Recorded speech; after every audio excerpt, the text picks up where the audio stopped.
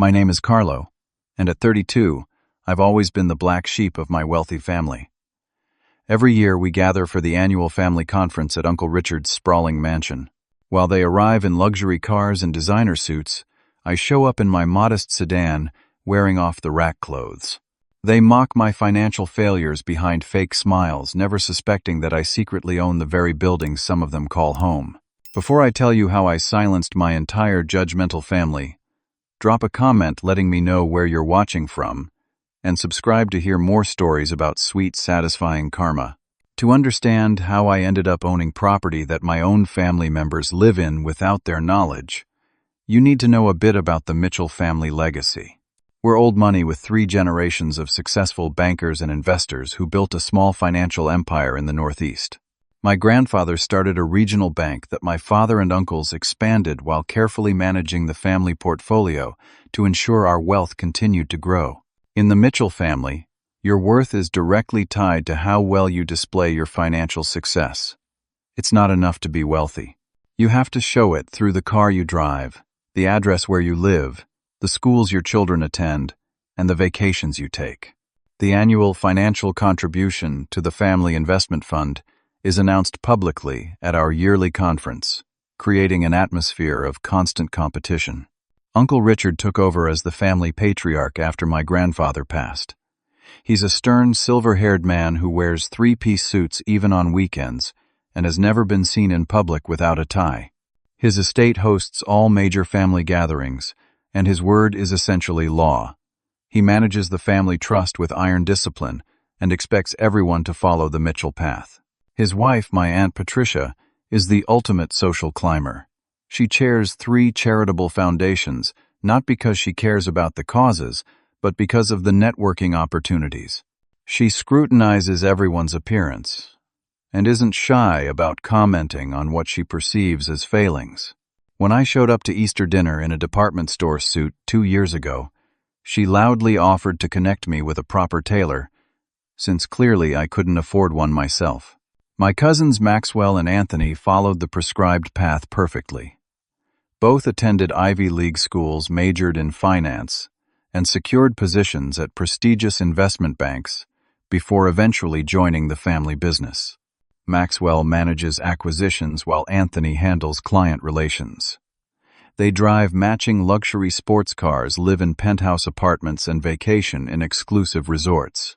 They're also swimming in debt trying to maintain appearances, but I wouldn't learn that until later. Growing up, I was expected to follow the same route. From childhood, the adults would talk about how I'd attend Wharton like my father, how I'd summer at the Cape, how I'd eventually take over a division of the family business. It was all planned out for me before I could even form my own opinions. But I was different. While my cousins were memorizing stock symbols, I was sketching buildings. Architecture fascinated me. The way spaces could be designed to affect human emotion and behavior, the balance of form and function, the lasting impact of well-designed structures. By high school, I knew that's what I wanted to study. When I announced at a family dinner that I was applying to architecture programs instead of business schools, you'd have thought I had declared an intention to become a street performer. My father choked on his wine. Aunt Patricia made a small, gasping sound. Uncle Richard cleared his throat and said, "I'm sure you'll come around to a more practical choice, son." But I didn't. I attended a well-respected but not Ivy League architecture program. I graduated with honors, and instead of joining one of the prestigious firms that might have impressed my family, I chose a smaller, innovative studio that was doing interesting work in sustainable urban development. The ridicule began in earnest then. At every family gathering, I'd hear comments about my hobby of architecture and questions about when I was going to get serious about my future. They saw my choice not to pursue wealth as a personal failing, as if I lacked ambition rather than having different values. What none of them knew was that I had found a mentor outside the family. Martin Reeves was a former architect who had built a substantial real estate portfolio through smart investments in emerging neighborhoods. He saw potential in my combination of architectural knowledge and business background, and he took me under his wing. Most people look at buildings and see expenses, Martin told me. People with vision look at buildings and see opportunity. He taught me to analyze neighborhoods to recognize the early signs of areas poised for growth, and to see the potential in rundown properties that others overlooked. While my family thought I was barely scraping by on my architect's salary, I was quietly saving every penny and absorbing everything Martin could teach me. I wasn't interested in the flashy displays of wealth my family valued. I wanted to build something meaningful, something that would last beyond a quarterly earnings report. That's what drove me to prove myself on my own terms. Not to accumulate wealth for its own sake, but to show that success could look different than the narrow definition my family accepted. I wasn't rejecting financial success. I was redefining what success meant for me. 3 years into my architecture career, I spotted it. A rundown 4-story apartment building in Westridge, a neighborhood that most investors were overlooking. The area had good bones, historic architecture, proximity to public transportation, and a newly announced city initiative to develop the nearby riverfront. Property values hadn't started rising yet, but all the indicators were there. The building itself was in rough shape. Built in the 1922, it had beautiful structural elements hidden under decades of questionable renovations. The current owner was an elderly man looking to retire to Florida, and he was asking a surprisingly reasonable price given the location. Excited about the possibility, I mentioned it at a Sunday family dinner, thinking someone might recognize the opportunity. Big mistake. Westridge Uncle Richard scoffed.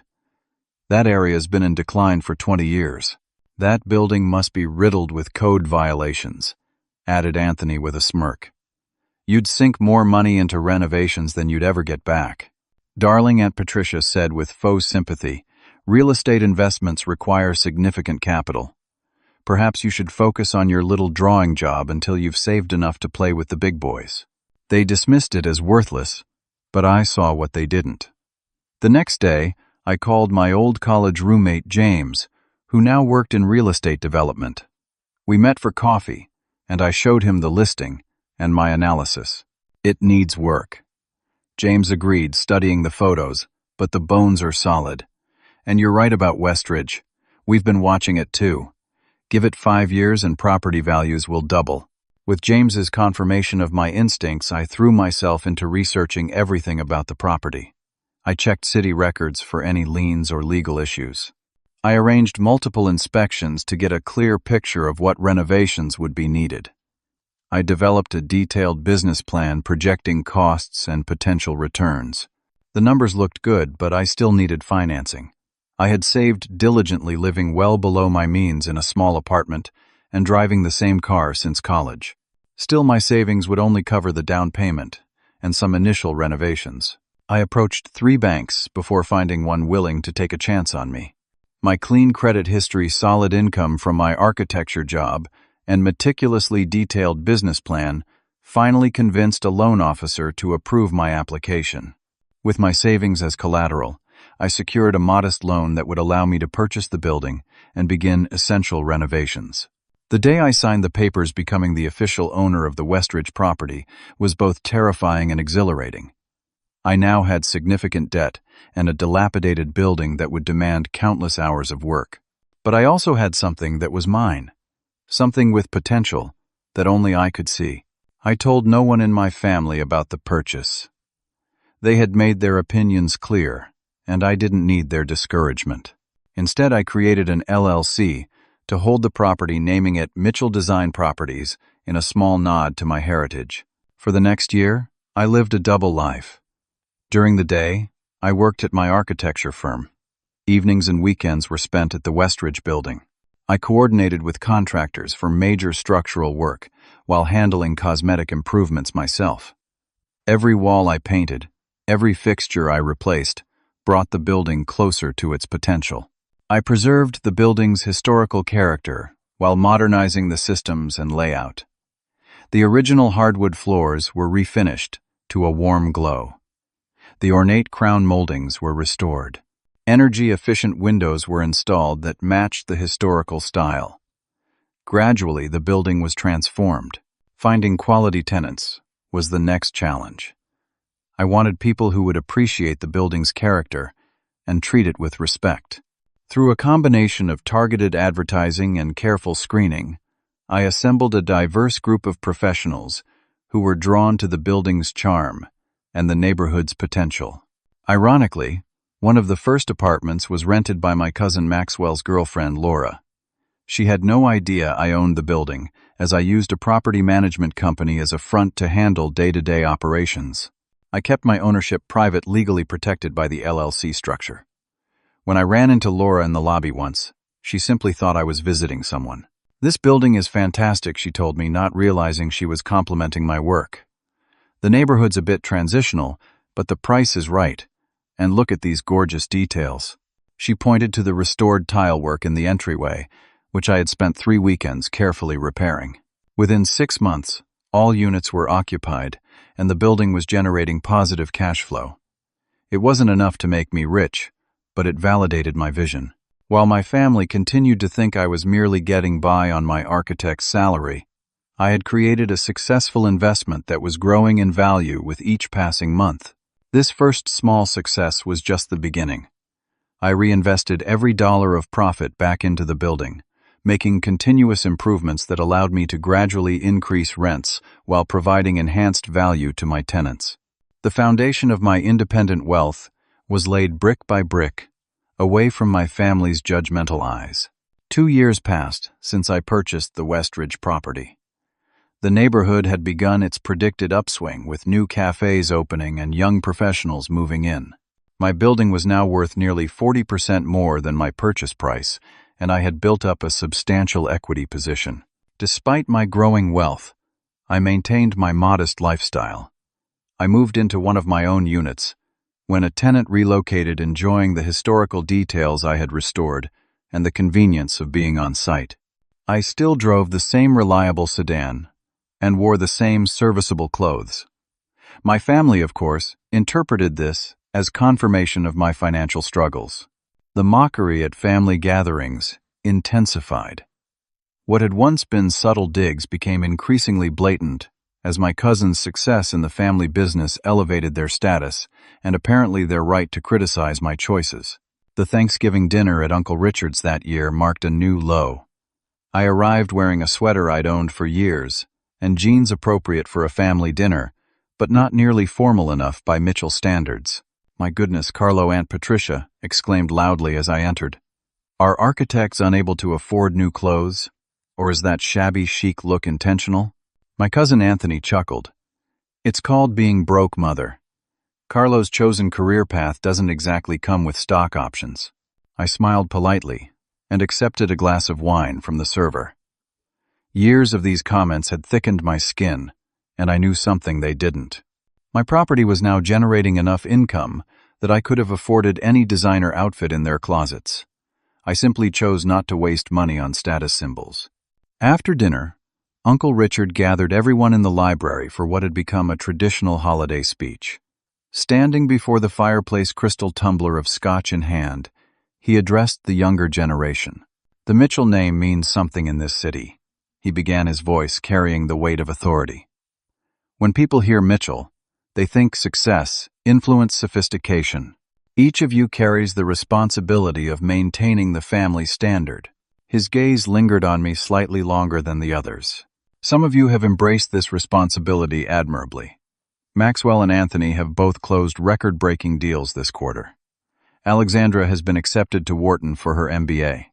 Nods and murmurs of approval circulated around the room. "Others," he continued, still looking in my direction, "might benefit from remembering that personal fulfillment should not come at the expense of family expectations." The message was clear: my choices were letting down the entire family. Rather than feeling ashamed, I found myself grateful for the distance I had created from these shallow values. Later that evening, I overheard a conversation that revealed the truth behind the polished facade. Maxwell and my cousin Blake were speaking in hushed tones on the terrace, unaware of my presence in the shadows. "The Hamptons house is killing me," Maxwell confessed. "Between the mortgage, the staff, and the renovations Patricia insisted on, I'm leveraged to the eyeballs." "Tell me about it," Blake responded. "The country club membership alone is bleeding me dry, but Elizabeth says we can't possibly resign. It's all about appearances." "Sometimes I think Carlo might be the smart one," Maxwell said, surprising me. "No expectations, No pressure. Yeah, but no money either, Blake laughed. I'll take my problems over his any day. That conversation confirmed what I had begun to suspect. Many of my family members were struggling financially, despite their outward displays of wealth. They were trapped in a cycle of spending to maintain appearances, accumulating debt rather than actual wealth. The most surprising revelation came a week later when I was reviewing tenant records with my property manager. Scanning the list of occupants, I noticed a familiar name, Mitchell. Further investigation revealed that not only was Maxwell's girlfriend Laura living in my building, but so were my cousin Blake's sister, Jennifer, Uncle Richard's nephew Philip, and his wife and a distant cousin named Sarah, who worked in publishing. 5 family members were my tenants, all renting through the management company without knowing I was their landlord. The irony was almost too perfect. While they pitied my supposed poverty, they were literally paying rent that went into my bank account. This discovery created an internal conflict. Part of me wanted to reveal the truth immediately, to see the looks on their faces when they realized they had misjudged me so completely. But another part, the wiser part, knew that timing was everything. My portfolio was still growing. My position could be even stronger. I discussed the dilemma with Rachel, my girlfriend of 8 months. A pediatric surgeon who came from a middle-class background, Rachel had no patience for my family's value system. They've been condescending to you for years, she said as we shared takeout in my apartment that evening. I understand the temptation to prove them wrong immediately, but I prompted, knowing from her tone there was more. But your success is still building. Why not wait until you have something so impressive they can't possibly diminish it? She smiled mischievously. The longer you wait, the more satisfying the revelation will be. Rachel was right as usual. Instead of revealing my ownership, I channeled my energy into expanding my real estate holdings. Using the equity from the Westridge property, I secured financing for a second building in an adjacent neighborhood. This one was smaller, but had commercial space on the ground floor, adding diversification to my growing portfolio. The foundation of an actual real estate empire was taking shape, hidden in plain sight from a family who couldn't see past their own narrow definition of success. The Mitchell Family Annual Conference was a tradition started by my grandfather to ensure the family wealth was properly managed and grown. What began as a practical business meeting had evolved over the years into an elaborate display of status and achievement under Uncle Richard's leadership. This year's conference was scheduled for June, exactly 3 years after I had purchased my first property. By this time, my portfolio had grown to include 3 residential buildings and 1 mixed-use property. The real estate market had strengthened considerably, and my initial investments had appreciated significantly. My rental income now exceeded my architecture salary, which I continued to earn while managing my properties on the side. Uncle Richard's mansion was located on 5 manicured acres in the most exclusive suburb of our city. As I drove through the wrought iron gates and up the circular driveway, I was greeted by the usual display of luxury vehicles. My cousin Anthony's new Italian sports car gleamed in the sunlight. Aunt Patricia's chauffeur was helping her from her luxury sedan. Various other relatives emerged from vehicles that collectively represented several $1 million of depreciating assets. My 10-year-old Japanese sedan looked comically out of place among them, which was exactly why I continued to drive it. I had long ago decided that when I finally upgraded it would be to a sensible, high-quality vehicle, not an overpriced status symbol. The mansion itself was an impressive colonial revival, with white columns and perfect symmetry. At 15,000 square feet, it had formal gardens, a pool house, and separate guest quarters. The entry hall featured a crystal chandelier and marble floors that echoed with the sound of expensive shoes as family members arrived. Everyone was dressed for the occasion. The men wore bespoke suits, the women designer dresses, and heirloom jewelry. I had intentionally chosen a decent but obviously off-the-rack suit, clean and well-fitted, but clearly not custom-made. Carlo Aunt Patricia air kissed near my cheeks. So glad you could take time away from your projects to join us. Her emphasis on projects made it sound like I was building birdhouses as a hobby rather than working as a licensed architect. I wouldn't miss it, I replied with genuine sincerity. This year's conference promised to be memorable, though not for the reasons my family might expect. The formal meeting was held in Uncle Richard's wood-paneled conference room, originally the mansion's library. The long mahogany table seated 20 with additional chairs along the perimeter for the expanding family. Oil portraits of Mitchell patriarchs gazed down from the walls, their stern expressions seeming to judge each generation's worthiness. Uncle Richard called the meeting to order precisely at 3 o'clock. He stood at the head of the table, commanding the room with his presence. "Welcome to the 73rd Annual Mitchell Family Conference," he began. "As always, we gather to celebrate our family's continued prosperity and to ensure the Mitchell legacy remains strong for generations to come." He spoke at length about the family's achievements over the past year, highlighting business successes, noteworthy social connections, and the academic accomplishments of the younger generation. "Our family portfolio has seen a 7% return despite market volatility," he announced with pride. "The Mitchell name continues to open doors in finance and society. This is the standard we must all strive to maintain." Next came the most anticipated and dreaded part of the conference, the individual financial reporting. Each adult family member was expected to stand and share their significant financial achievements from the past year. This tradition, supposedly meant to foster accountability, had devolved into a competitive status report. My cousin Anthony went first, boasting about his division's record profits and the bonus that had allowed him to purchase his new sports car. Maxwell followed, detailing a major client acquisition while conveniently omitting the debt I knew he was accumulating. One by one, family members stood and presented carefully curated versions of their financial lives, emphasizing gains and minimizing setbacks. Finally, it was my turn. All eyes turned to me, some with curiosity, others with barely concealed contempt. "Carlo," Uncle Richard prompted, "please share your contributions from the past year." I stood slowly. "I've continued my work in architectural design," I began. "My firm completed several significant projects, including the restoration of the Henderson building downtown." "How fulfilling for you," Aunt Patricia interjected with a thin smile. "Though I imagine the compensation for such work is rather modest compared to what others have reported." "Have you managed to purchase property yet?" Carlo Maxwell asked with feigned innocence. "Or are you still renting that apartment in? Where was it again?" "Actually, I moved last year," I replied truthfully. "Let me guess," Anthony jumped in.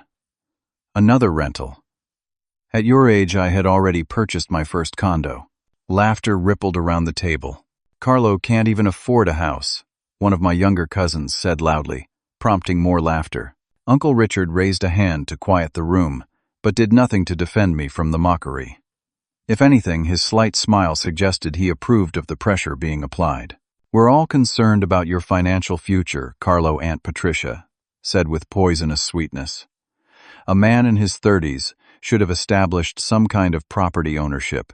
It's simply embarrassing that you have nothing to show for your years of independence." I remained calm despite the attacks, knowing what would soon follow.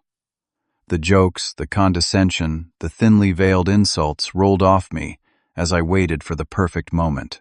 I had prepared for this day, anticipating every reaction, planning my response down to the smallest detail. As the laughter continued and the comments grew more pointed, I made my decision. The time had come for the revelation. "If you'll excuse me for a moment," I said, calmly rising from my seat. "I need to get something from my car." "Oh, do hurry back," Aunt Patricia called after me. "We wouldn't want to miss whatever modest achievements you're about to share." I walked unhurriedly to my car, savoring the moment that was about to unfold. In the trunk was a leather portfolio containing documents I had carefully prepared. These weren't just papers. They were proof of everything I had built while my family was too busy mocking me to notice. When I returned to the conference room, conversation stopped as I placed the portfolio on the table. The leather-bound case looked expensive because it was one of the few luxury items I had allowed myself. "Since there seems to be so much concern about my financial situation," I began, "I thought it might be appropriate to provide a more complete picture." I opened the portfolio and removed the first document, a detailed statement of my real estate holdings. "Over the past 3 years, I've acquired a modest portfolio of investment properties. I explained, my voice steady. Currently, this includes 4 buildings, with a total of 42 residential units and 3 commercial spaces. The room fell silent as I laid out professional photographs of each property, alongside their financial summaries. The total current market value of these holdings is approximately $7 million, with an equity position of just under $3 million after accounting for mortgages. Uncle Richard's eyebrows rose slightly. Anthony stopped smirking. Maxwell looked confused. That's surprising, Uncle Richard finally said, clearly struggling to process this information. Why haven't you mentioned these investments before? I was advised early in my career that actions speak louder than words. I replied, meeting his gaze directly. I preferred to build something substantial before discussing it. I then removed a second set of documents from my portfolio. What might interest some of you is the tenant list for the Westridge property, my first acquisition. I slid the paper toward the center of the table, where several family members leaned forward to look. You might recognize some names. Laura Thompson, Blake's sister, Jennifer, Uncle Richard's nephew Philip, and his wife Melissa, and our cousin Sarah from the publishing house. Philip's face reddened. Jennifer looked down at the table. Recognition dawned across the faces of other family members as they realized the implications. Are you saying? Maxwell began. Yes, I confirmed.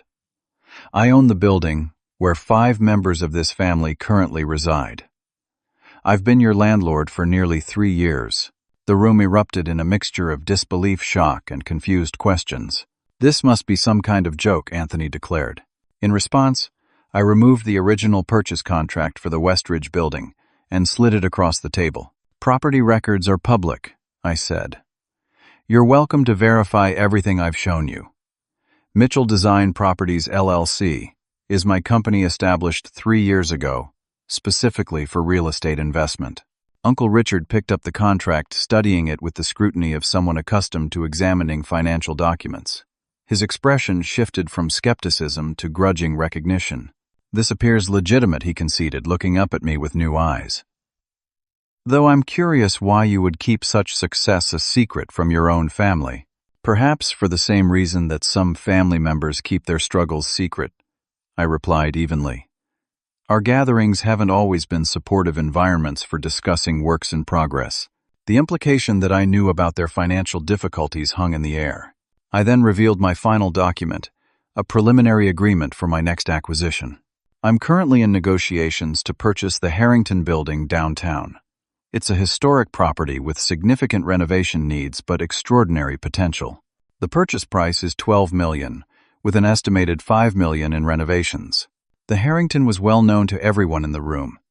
A once grand commercial building from the early 1900s, it had fallen into disrepair, but occupied a prime location in the revitalizing downtown district. That's impossible. Aunt Patricia finally found her voice. A project of that scale would require substantial backing. Yes, it would, I agreed. Fortunately, my track record with my current properties has impressed several investment partners. The financing is already approved in principle. The family's collective shock was palpable. The person they had dismissed for years as financially unsuccessful was revealing himself to be perhaps the most financially secure person in the room. Uncle Richard cleared his throat.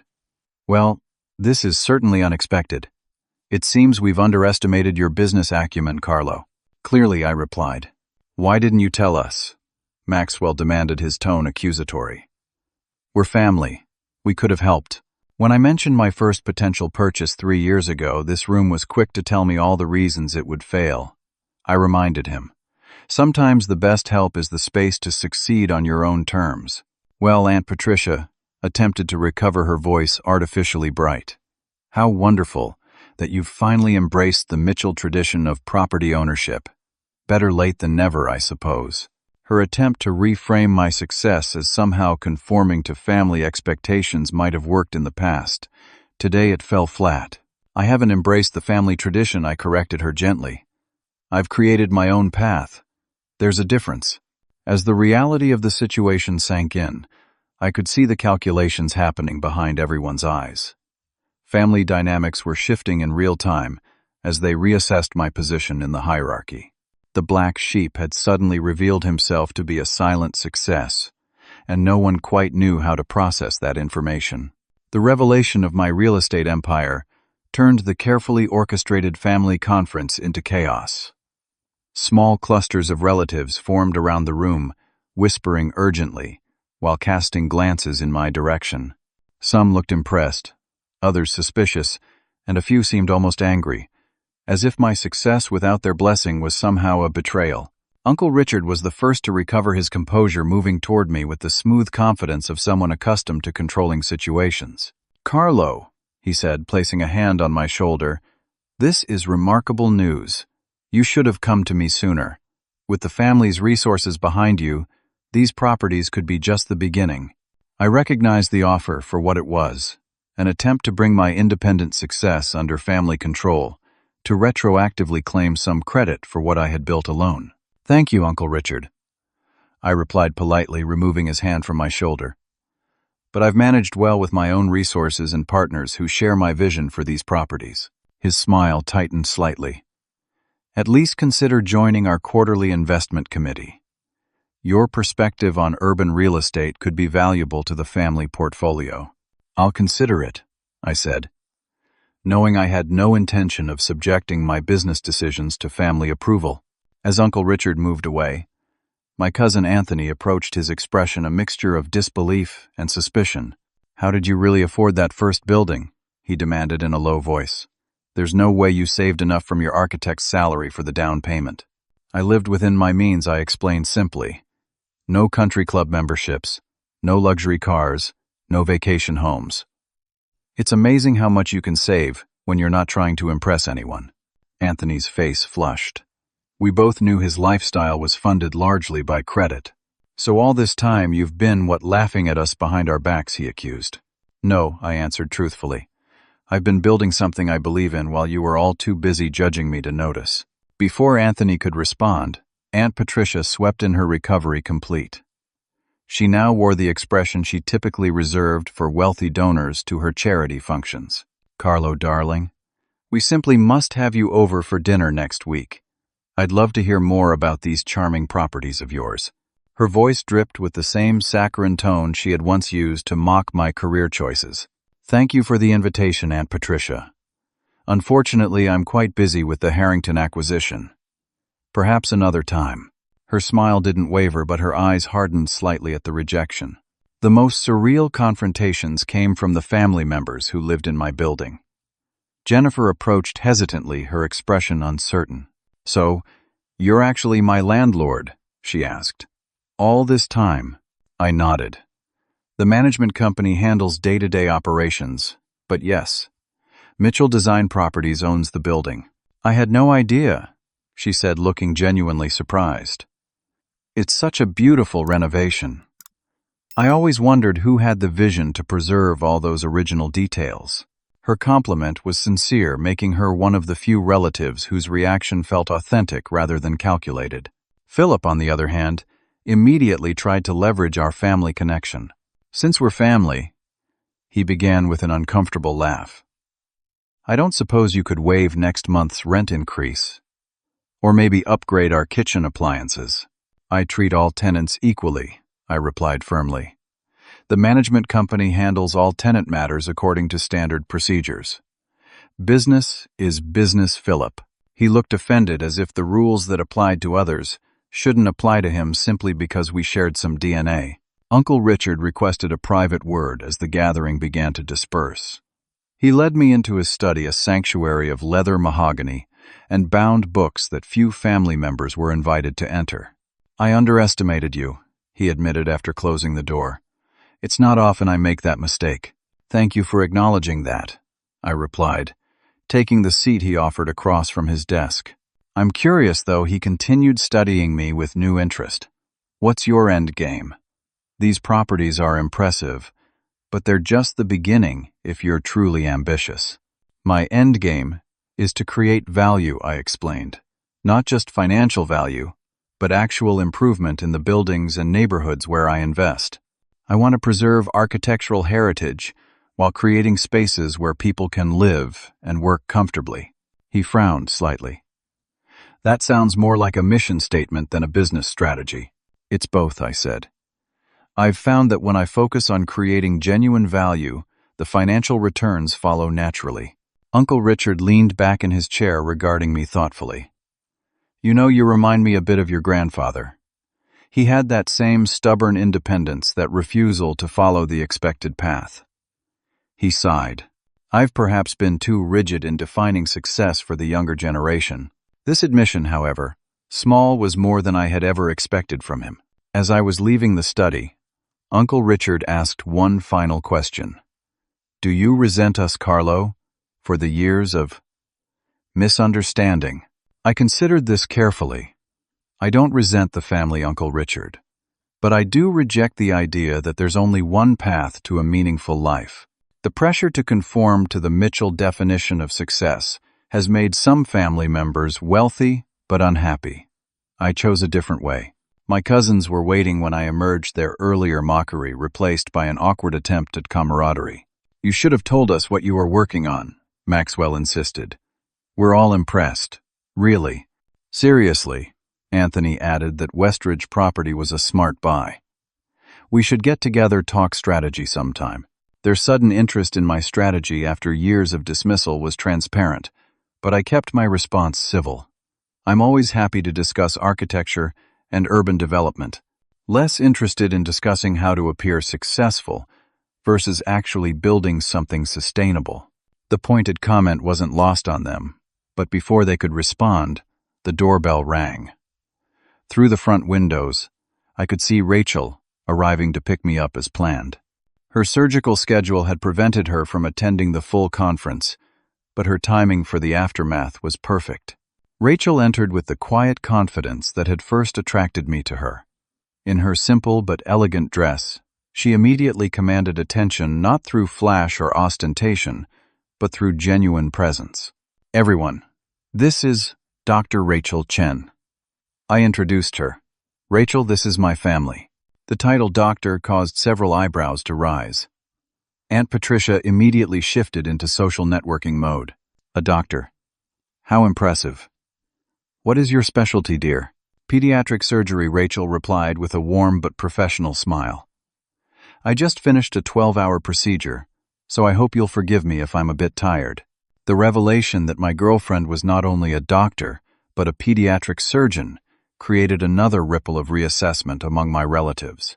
In their status-conscious world, Rachel's profession placed her high in the social hierarchy. Carlo's been telling me about his real estate projects, Uncle Richard said to her. Quite impressive accomplishments. Rachel smiled and placed her hand on my arm. I'm not surprised. Carlo has always had a unique vision and the determination to realize it. That's what makes him special. Her genuine pride in my accomplishments, free from any family politics, was a powerful contrast to the suddenly reconstructed support of my relatives. We made our goodbyes and left together, walking past the line of luxury cars to my modest sedan. How did it go? Rachel asked once we were driving away. Exactly as expected, I replied. Shock disbelief, followed by attempts to either take credit or extract benefit. And how do you feel? I considered the question carefully, validated, but also a little sad. I proved my point, but it doesn't change who they fundamentally are. Rachel squeezed my hand. No, but it changes how they'll treat you from now on. Sometimes that's enough. As we drove away from the mansion, I felt lighter than I had in years. I had finally stepped out of the shadow of family expectations into the light of my own success, defined entirely on my own terms. 6 months after the family conference revelation, my life had transformed in both expected and unexpected ways. The acquisition of the Harrington building had proceeded smoothly, and renovation work was well underway. The project had received positive press in both architectural journals and business publications, bringing professional recognition beyond my financial success. My relationship with various family members had evolved along different paths. Some, like Uncle Richard, had developed a newfound respect that manifested as a genuine interest in my work. He had visited the Harrington site twice, asking thoughtful questions about the restoration process and offering connections to potential commercial tenants without attempting to take control. "You've proven me wrong, Carlo," he admitted during his second visit, as we stood in what would eventually become the building's restored grand lobby. "I equated following tradition with guaranteed success, but you've shown there are many paths to building something worthwhile." Coming from Uncle Richard, this was tantamount to a full apology and ringing endorsement. Other family members had splintered into factions. Anthony and a few others maintained a cool distance, clearly uncomfortable with the disruption to the family hierarchy. Maxwell had made awkward attempts to establish himself as my ally and confidant transparently, hoping to benefit from my success. Aunt Patricia had settled on a strategy of retroactively claiming she had always seen my potential, a revision of history so blatant it was almost comical. The most interesting changes came from the younger generation of Mitchells. My 16-year-old cousin Zach sought me out for advice about pursuing architecture rather than the family-approved business track. My second cousin Eliza, fresh out of college, asked if I would consider mentoring her in property development. For them, my story offered an alternative to the singular path that had been presented as their only option. My financial position continued to strengthen. The real estate market remained robust, and my properties were all performing well above initial projections. With the increased cash flow, I established the Mitchell Design Scholarship for architecture students from low-income backgrounds, creating an opportunity for talented young people who might otherwise be unable to pursue their passion. The scholarship was my way of honoring what architecture had given me, not just a career, but a vision of creating spaces that improved people's lives. It was also a subtle rebuke to the family's tendency to hoard opportunity rather than create it for others. Rachel and I grew closer through these months of transition. Her perspective as someone who had built her own successful career without family connections or wealth had been invaluable. When I proposed on a quiet evening at home rather than with some elaborate display, she said that was exactly why she was saying yes. "You understand the difference between substance and show," she told me, as I slipped the vintage emerald ring on her finger. "That's rare, especially given where you come from." As our relationship deepened, so did my understanding of what true success meant. It wasn't about accumulating wealth for its own sake or to impress others. It was about creating the freedom to pursue what matters, to build something meaningful, and to share your journey with people who value you for who you are, not what you own. One Monday morning, I received an unexpected visitor at my office. My cousin Ellie, Uncle Richard's youngest daughter, asked if I had time to talk. At 24, she had recently graduated from business school and was expected to join the family firm. "Everyone assumes I'll follow the usual Mitchell path," she explained as we sat in the small conference room. "But I've been thinking about what you said at the family conference, about creating your own definition of success." "And what does success look like to you, Ellie?" I asked. She leaned forward, suddenly animated. "I want to start a sustainable investment fund focused on environmentally responsible companies. I've been researching it for months, but I'm afraid to tell Dad. He'll see it as rejecting everything he's built." "He might surprise you," I suggested, thinking of Uncle Richard's recent evolution. "But even if he doesn't, you have to ask yourself what matters more, external approval or building something you believe in." After our conversation, I reflected on how much had changed. 3 years ago, no family member would have sought my advice on anything, let alone a career decision that diverged from family expectations. Now I had somehow become the example of forging an independent path without burning all bridges. The final piece of my personal resolution came when I made a decision about my living situation. Despite my now substantial wealth, I had continued to live in one of my own apartment buildings, enjoying the community I had helped create. But with marriage on the horizon, and eventually a family, Rachel and I wanted a place that was truly ours. We found a neglected Victorian home in a historic neighborhood. The house needed significant renovation but had extraordinary bones and character. It was the perfect project for an architect and his surgeon fiancé, who both appreciated the value of restoring something beautiful. When we closed on the property, I thought about how differently I viewed this purchase compared to how my family would see it. For them, a house was a status symbol, its value measured by the impression it made on others. For Rachel and me, This house would be a home, its value measured by the life we would build within its walls. As I considered everything that had transpired since I decided to forge my own path, I realized the most important lesson wasn't about property or wealth at all. It was about the courage to define success for yourself, to build a life that reflects your own values rather than someone else's expectations. True wealth isn't measured by the car you drive or the address where you live. It's found in creating something meaningful and maintaining your integrity when it would be easier to conform, and in surrounding yourself with people who value you for who you are rather than what you own. I didn't reject success by choosing a different path from my family. I redefined it in a way that allowed me to sleep soundly at night, proud of what I was building and how I was building it. That kind of success built on substance, rather than appearance, on creation, rather than acquisition, is something no family conference or balance sheet can fully capture. So, what about you?